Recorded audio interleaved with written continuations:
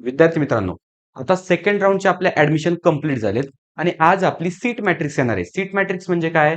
तर आपल्याला समजणार आहे की सेकंड राउंड नंतर ना अजून त्या पर्टिक्युलर कॉलेज, त्या पर्टिक्युलर ब्रांचमध्ये किंवा कोणत्या कॅटेगरीसाठी किती जागा शिल्लक आहेत.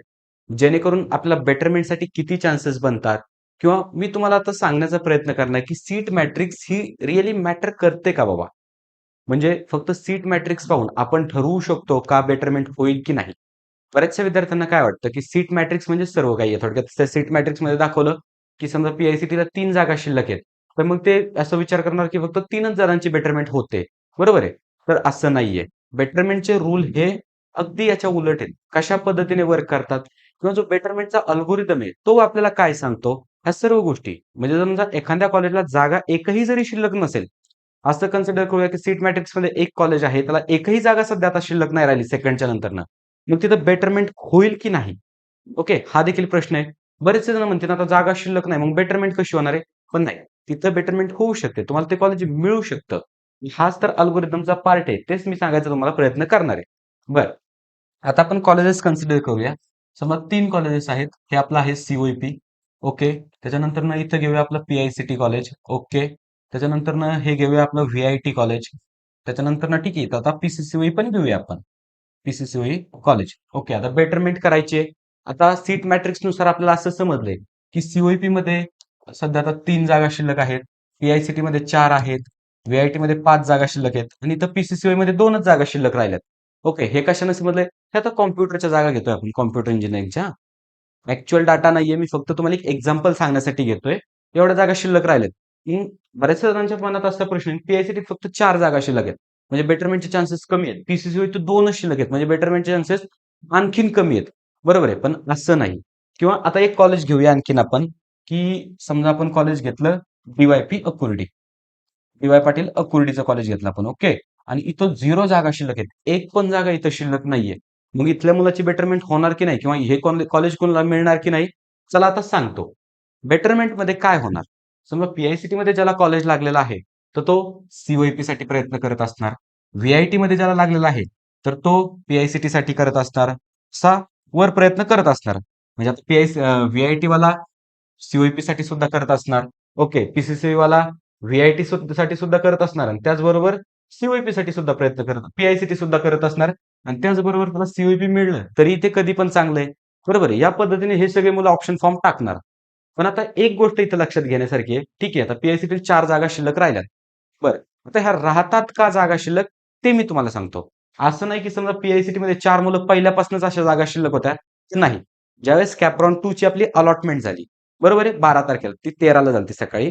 कॅप्रॉन 2 ची ज्यावेळेस अलॉटमेंट झाली, तर त्यावेळेस सगळ्या मुलांना कॉलेजेस मिळले होते. पीआयसीटीकडे एक पण जागा शिल्लक नव्हती.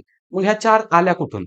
मग हे अशी मुलं होती. ना त्यांनी बेटरमेंट केलं, ना त्यांनी कॉलेज फ्रीज केलं. त्यांनी काहीच केलं नाही. मग त्यांची जी जागा आहे, तर ती कॅन्सल होऊन बसली.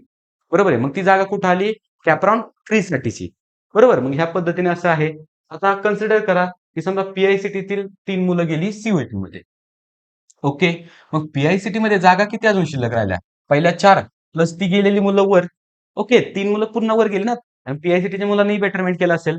म्हणजे इथं टोटल 7 जागा शिल्लक राहिल्या. सीट मॅट्रिक्स मध्ये 4च दाखवत होता. पण रिअलिटीमध्ये इथे 7 राहणार कारण पीआयसीटीतील 3 मुलं वर गेली. बरोबर आहे. वर गेली म्हणजे सीओईपीत गेली.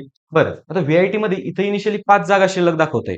पण बऱ्याचशा मुलांना काय केलं, बऱ्याचशा मुलांच्या डोक्यात प्लॅनिंग आलं, की बाबा आता व्हीआयटी मध्ये सीएस वगैरे घेण्यापेक्षा आपण मेकॅनिकलकडे जाऊया.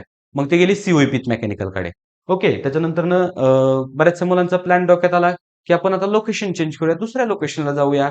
ओके. मग त्यांनी त्याच पद्धतीने बेटरमेंट केलं आणि व्हीआयटी मधील ज्यांनी बेटरमेंट केली होती त्यातले एक 5-6 जणांना बेटरमेंट भेटली. झाले इथं 11 जागा शिल्लक. ओके. मग खालच्या कॉलेजचे नक्कीच मुलं वर येणार. बरोबर. आता इथं पहा, डी पाटील अकुर्डी 0 जागा आहेत. पण पाटील अकुर्डीची 2 मुलं पीसीसीओ मध्ये गेली. ओके. 2 मुलं पीसीसीओ मध्ये गेली. मग इथं किती जागा शिल्लक झाल्या, व्हॅकंट राहिल्या? 2 मुलं तिथं गेली. याचा अर्थ ती जागा मोकळी झाली. मग दुसऱ्या कोणाला तरी ती जागा मिळणार. मग इथं टोटल 2 जागा इथं शिल्लक झाल्या. आता या मी थोडंसं कमी स्केलवर सांगतोय तुम्हाला. पण याच पद्धतीने बेटरमेंट होते. अल्गोरिदम तुम्हाला समजलं असेल.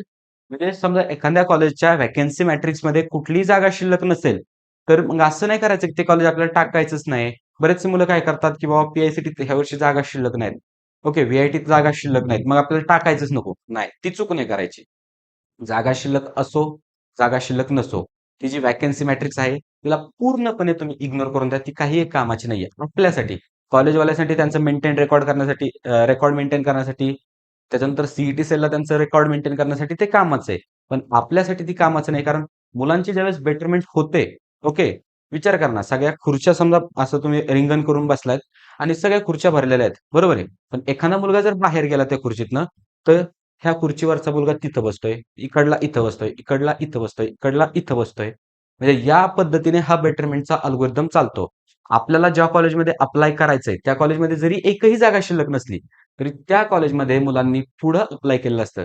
ज्यावेळेस त्यांना पुढं बेटरमेंट मिळेल, तर आपण त्यांच्या जागेवर जाऊ शकतोय. मग इथं जागा अवेलेबल असण्याची काही गरज पडली का आपल्याला? नाही.